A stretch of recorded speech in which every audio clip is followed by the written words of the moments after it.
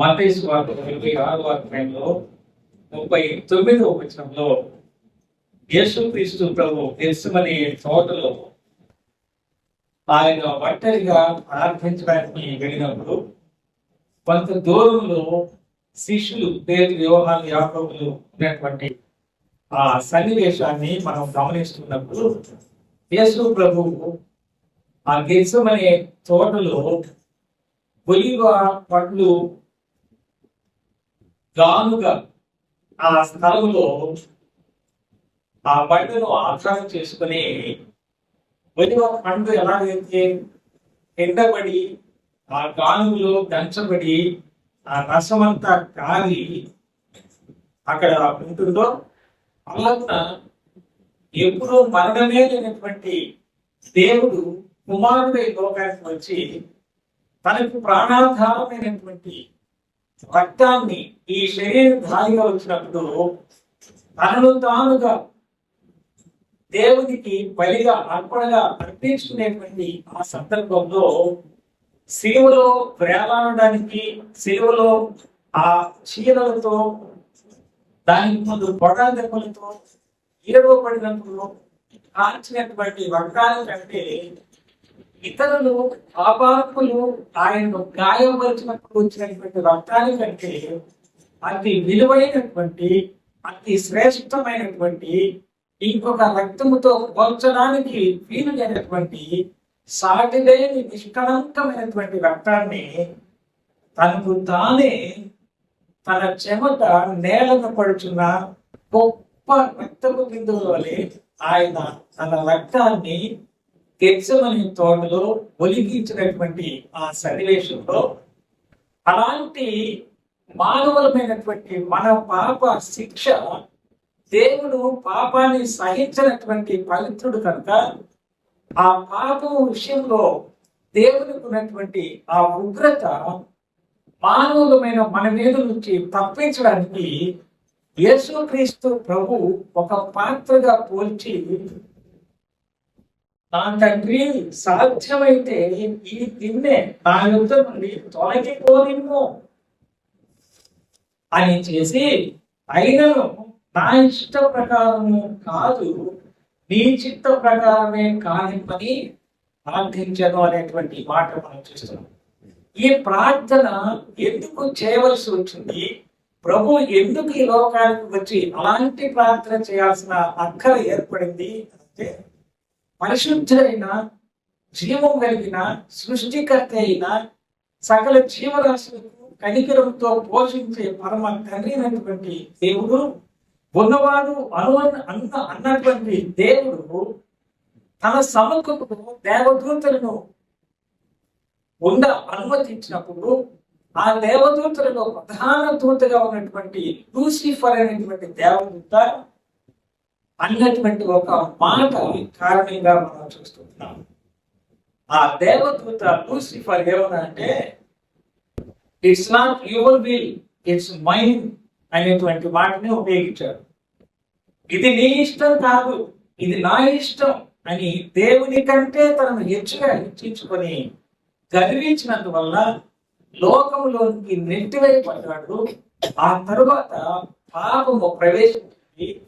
ఒక మనిషిని ద్వారా పాపము లోకములో ఎలాగో ప్రవేశించిందో, మనుషులందరికీ పాపము ప్రవేశించినందువల్ల పాపము వలన వచ్చే జీతముగా మరణాన్ని ఎవరికి వారు తెచ్చుకునేటువంటి పరిస్థితిగా మనం చూస్తున్నాం. ఏ భేదమును లేదు, అందరూ పాపము చేసి దేవుడు అనుగ్రహించి మహిమని పొందలేకపోవచ్చు కదా.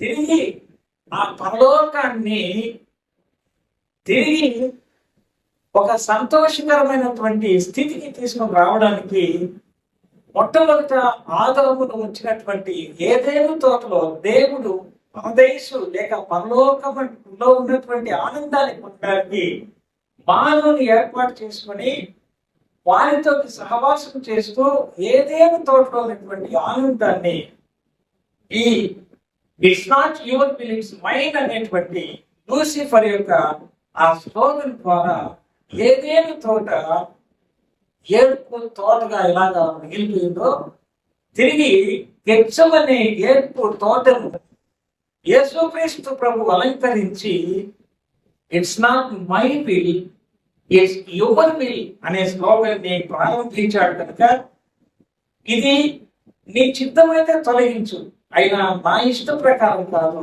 నీ చిత్త ప్రకారమే కానిమని చెప్పాడు. కాబట్టి మన కొరకు మన ఇష్టపూర్తిగా పాపాత్ములు ఉమ్ములు వేయడానికి ముందు, చీలలతో కొట్టడానికి ముందు, కొరడాలతో కొట్టడానికి ముందు, ఏడవడానికి ముందు, దూషించడానికి ముందు తనకు తానే తన రక్తాన్ని నేల పడే రక్తపు బిందువులుగా మార్చుకున్నటువంటి ఆ సందర్భంలో మనకు రావాల్సినటువంటి ఆ శిక్ష ఆయన భరించడానికి ముందే అతి పరిశుద్ధమైనటువంటి తన రక్తాన్ని తనకు తానుగా అప్పగించున్నాడు. ఆయన ఏడవబడినప్పుడు కారినటువంటి రక్తము, ఆయన శిలువలో కాచినటువంటి రక్తము, అదంతా అయిపోయిన తర్వాత చివరి బొట్టు వరకు ఆయన రక్తమును చిందించాడనేటువంటి మాటని మనం చూస్తున్నాం. కాబట్టి ఈ వాక్య భాగంలో నా చిత్తం కాదు నీ చిత్తమే అని ప్రభు చెప్పినటువంటి మాటని మనం చూస్తున్నాం. Not your will but mine అని చెప్పిన లూసిఫర్ యొక్క ఆ స్లోగన్ వలన that changed the paradise to desert and brought man from Eden to Gethsemane. ఆ ఏదైనా తోటలో ఉన్న మనిషిని గెత్సెమనే తోటకు ఆ లూసిఫర్ చెప్పినటువంటి అహంభావంతో చెప్పినటువంటి it's not your will it's mind అనే భావంతో దేవుని కంటే హెచ్చుగా ఎంచుకున్నటువంటి కారణం చేత యేసుక్రీస్తు ప్రభు గెత్సెమనే తోటలో ఆయన it's not my will it's your will అని చెప్పినటువంటి ఆ మాట it brings man from Gethsemane to the gates of the glory. ఆ గెత్సెమనే తోట శ్రమల తోటగా తిరిగి పరలోకపు మహిమ కలిగినటువంటి పరలోకపు గవినిగా ఏర్పడడానికి, తిరిగి ఆ పరలోకపు పోగొట్టుకున్న ఆనందాన్ని మనుషులమైన మనము పొందడానికి కారణమైనటువంటి మాటగా మనం చూస్తున్నాం. అందుకని the Christ Jesus success in Gethsemane leads to the victory of cross అనేది మనం చూస్తున్నాం. యేసుక్రీస్తు ప్రభు గెత్సెమనే తోటలో ఆయన శ్రమ దుఃఖము, ఆయన శిలువలో ఆ రక్తమును చిందించి మన కొరకు ఆయన మరణించి తిరిగి పునరుత్థానం కావడానికి ఆ శిలువ మరణ పునరుత్థాన విజయానికి కారణమైనట్టుగా మనం చూస్తున్నాం. అలాంటి ప్రభు యొక్క రక్షణ పొందేటువంటి మనము ఈ లోకంలో తాత్కాలికమైనటువంటి లోకంలో తాత్కాలికమైనటువంటి శ్రమలు అనుభవిస్తూనే ఏమీ నాకు కాలేదు అనేటువంటి భావనతోటి ఆ మహిమగలిగినటువంటి పరలోకానికి వెళ్ళే ఆ బాట ఆయన శరీరం తెర ద్వారా మనకి ఇచ్చాడు. ఆయనను జ్ఞాపకం చేసుకున్నందువల్ల మనకు ఆశీర్వాదం ఉంది. ఆయన్ను జ్ఞాపకం చేసుకున్నందువల్ల మన హృదయాల్లో కృతజ్ఞతతో నింపబడుతుంది.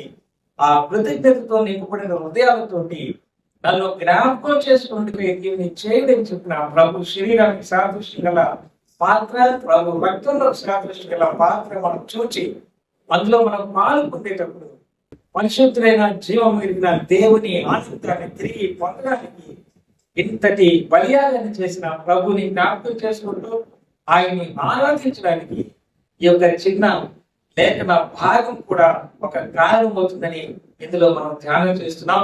అలాగే నా హృదయాల్లో కృతజ్ఞతతో నింపబడినటువంటి వారంగా ప్రభుని జ్ఞాపకం చేసుకుంటూ మనం దేవుని ఆరాధన చేద్దాం. అలాగే చేయడానికి ప్రభు మనలను నడిపిస్తున్నారు.